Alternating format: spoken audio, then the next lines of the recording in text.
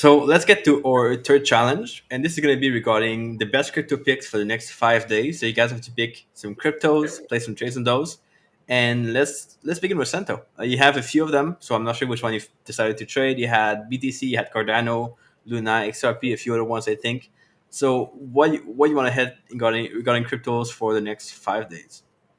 Yeah, next 5 days, I'm going to trade HBAR. I'm going to put a position in now to hold that for the next 5 days and just cross fingers that the whole crypto market continues to move. But fundamentally, HBAR, I've been a big believer of HBAR. They're not blockchain. They're the only coin in the market that is using Hashgraph.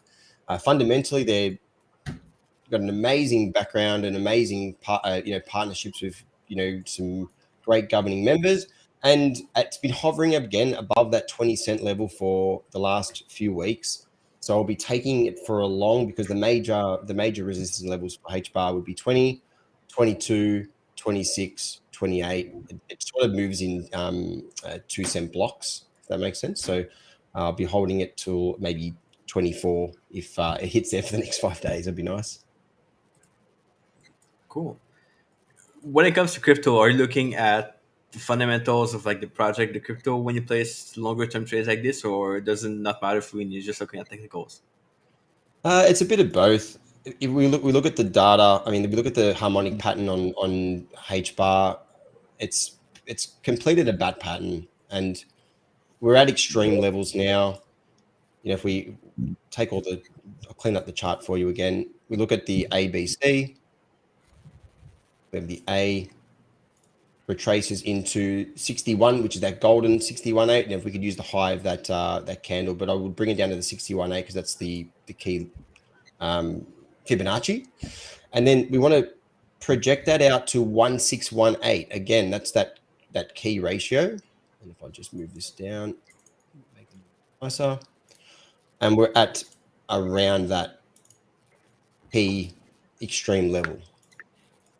And it's hovering above that 20-cent level, which has been major support earlier. We can see it bounced off it back in April 22.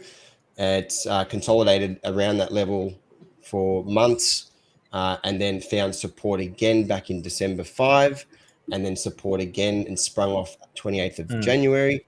And now we're looking, this is if we look at this breakout, if it breaks out of this trend line, I think it will start to go target that 30-cent level. Again, 30 cents a pretty big level as well. It's been hovering there for the last, every consolidation, it's hit that 30-cent level pretty much. So yeah, that'll be probably my primary trade. And secondary, I would also be looking at XRP because again, if we look at this setup on XRP, Gartley completion, extreme value, a nice spring. Now we're consolidating. And you know what, Etienne, if we jump on a weekly, it looks very similar to silver. If you look at the silver chart, silver on the weekly had the all-time low. We have this cup and handle, if you want to call it a cup and handle. And then you have this consolidation or this pullback.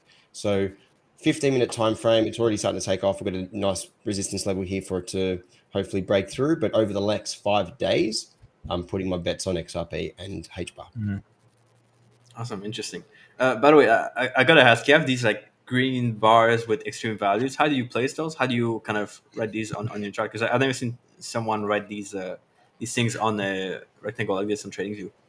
Yeah, for sure. I'll explain. So it's all just based on the Fibonacci's, 88.6, 78.6, the patterns. But then we're also looking at double bottoms, and I pretty much just tag it just so I can see where we're at, where we could go. So if it's in premium, so let's say I'm looking at, sorry, I'll jump back on HBAR. I think 30 in this next 2 weeks, 3 weeks would be a premium. So I might just throw a premium on extreme premium. So I'm just looking for bounces in between these levels for now until they can provide more clarity on consolidation around these big levels. So if we go back onto XRP, I find this is consolidating, ready for another expansion from that prior. You can see that here, that prior advance. So extreme value, I'm just looking for support. Extreme premium is where I'm targeting just based on prior price action. Cool. You've added that rectangle yourself, or is it something that's already in trainings you built in these areas? It's just over time. I mean, it's all, from just reading books on like Fibonacci and Elliott wave. So let's say we had an ABC pattern. So an ABC. And this is just a typical ABC. I'll draw a Fibonacci from the top to the bottom back into the high, and it hits 100%, which is that perfect. We call that the perfect ABCD. And then anything below would be just extreme value if it was to find support. Cool. So that would be where I'd put. Oh, sorry, that's extreme premium. This would be extreme value. Mm. And then what it means is I can just remove my Fibonacci, and I know that was around where my Fibonacci was. If that makes sense, it just cleans up the chart. Even though you look at my chart, it's not that clean, but I know in the short term there was some sort of Fibonacci, 100% extension, or pattern completion from the harmonic point of view at this extreme value. Yeah, it definitely easier to see and cleaner. So I appreciate that. Awesome. Yeah, no worries at all. Cool. Let's move on to Jun. You have some trades on PAX G. So this is like you mentioned, like gold, and I want to hear more about this for sure. And also Link. So go ahead and share these cryptos and what you look at for the next 5 days. Yeah. So PAX G is basically a crypto that's actually tagged or pegged to the gold, the actual price of gold. And Paxos, it's Paxos for short. So they basically, this coin is actually gold backed, meaning to say if you're buying PAX G, you're just buying gold, right? So, of course, we've seen PAX G break out of this descending resistance, and definitely that was due to the uncertainty over the Ukraine invasion and so forth. So much like silver, which Santo shared earlier, right? We are looking at about new highs for PAX G, and so I'm looking at the 4-day right now, where we actually closed the previous 4-day close at about 2050. So zooming into the daily chart, I'm actually going to look for a small pullback right here, and wait for exhaustion of the trend and continue the bull run up. So possibly that could be about close to 2000. Psychologically, also a pretty strong level for gold.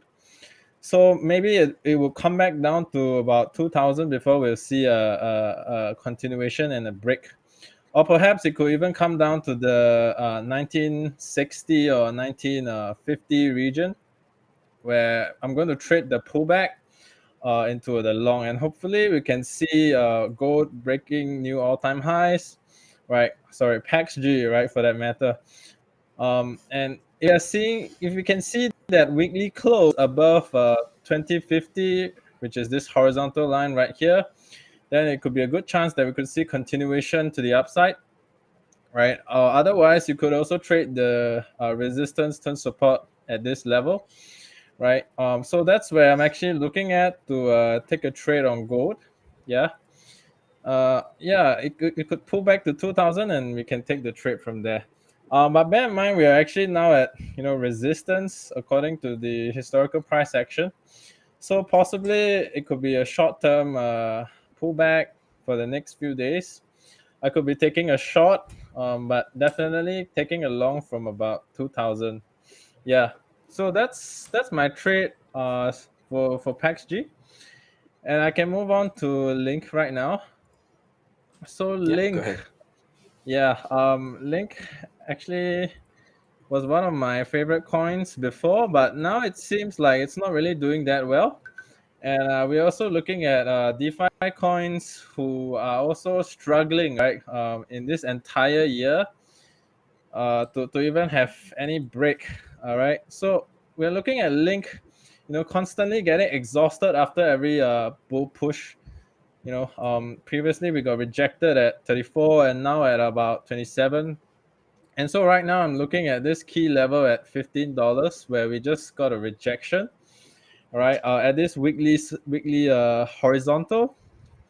So I'm actually thinking that there'll be actually downside continuation, possibly even down to $8.80, which we've seen Link do before, right? It's actually quite a volatile coin to actually trade. Um, so possibly we could see some a pullback short term, but I'm thinking that there will definitely be a bounce from $8, and it has never been below 880 since the break in August 2020. So that's gonna be my trade for Link. I'm actually leaning bullish, but for the short term, it could be it could be bearish. I will be taking short trades for sure. Um, Placing my stop above $15, and my target would be close to $9 for Link. Yep. Interesting. Definitely love ups and downs on Link in that case. It's really going up, falling down really quickly after, and then going back up. Yep. So that's pretty interesting. Not a crypto that I follow myself, but that's good to hear your analysis on this. Now, regarding Pax Gold, is it what are the advantages of trading that compared to real gold? Is there any advantages, or is it really the same thing that you're trading? I would think that it's possibly the same thing, right? Obviously, if you buy Pax Gold, you're not owning physical gold, so you can actually transact much faster. But obviously, if you use a CFD on gold, then I think it wouldn't make much of a difference. It's just that PaxG gives you access to crypto markets. So if you're on a broker that doesn't actually offer gold, you could actually trade PaxG. Yep. And I'm sure 8cap has both Go and PaxG on their platform, so you could actually use either, right? But because this is a crypto battle, so I decided to use PaxG for the purpose of this challenge. Yeah. Yeah, that makes sense. I'll definitely have a look at it after. So that could be cool if you have some funds in a crypto broker or with a cap for sure, or some of the brokers, and that makes Yeah. sense as well for sure.